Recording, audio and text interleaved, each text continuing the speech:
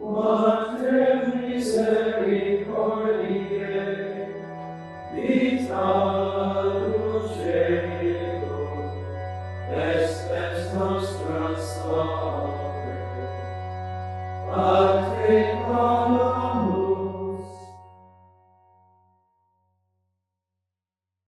I was born and raised in the Philippines and then migrated here in 2001. I worked in LA as an ICU nurse for 13 years.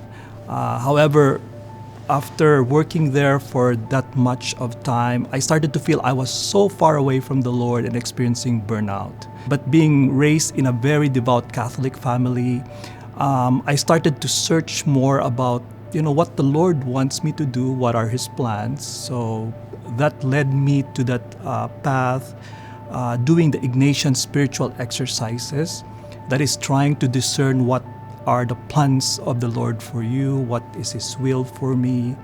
Me and my friend were driving westward towards western Pennsylvania, and we both stumbled upon Saint Vincent. When I entered the campus, I discovered this is a Benedictine monastery.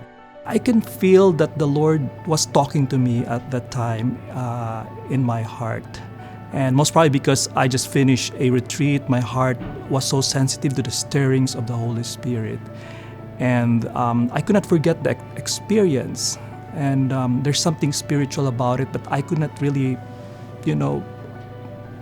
pinpoint what was exactly like. I would say there are things that are beyond description in words. You just feel that there's something really good in store for you.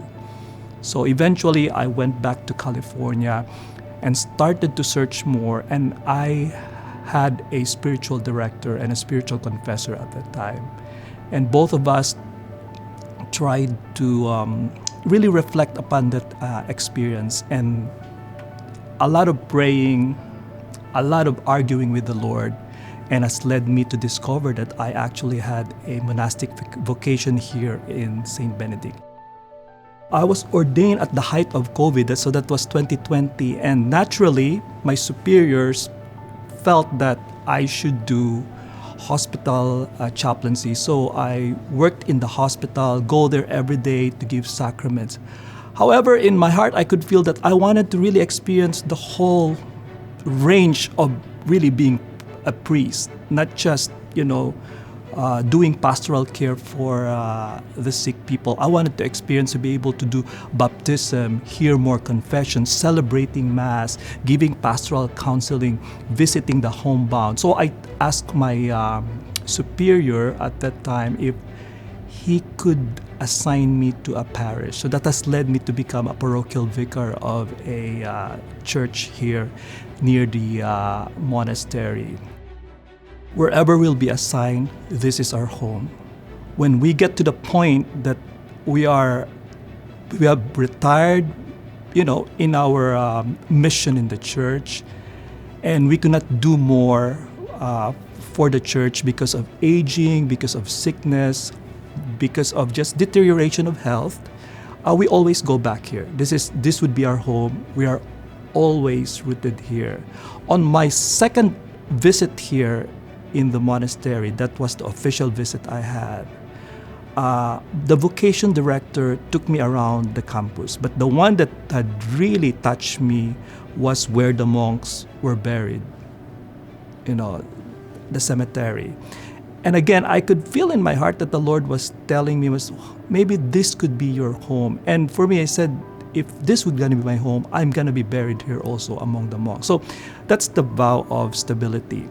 I was a little bit an older vocation, and then coming into here, into the monastery, they have to break you down in order to mold you again. Formation is supposed to be a lot of discomfort because it is really accelerating the conversion within you. The Lord is really molding you into a person that who would really be able to take care of other people, whether as a monk or as a priest. Favorite part of being a monk is being able to, of course, having this closer relationship with God, and seeing yourself becoming more better and better as a person.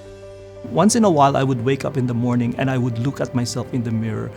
I can really say that I like the person that I'm seeing right now compared to the one before, compared to the one that I knew when I entered. So to all men who are considering the vocation of becoming a monk, first of all, lots of prayers, lots of reflection, lots of meditation. When you enter the monastery, please try to close the outside door and say, I just wanted to dedicate, first of all, my first year. Your first year as a novice, just come in here and try to consecrate that year for the Lord.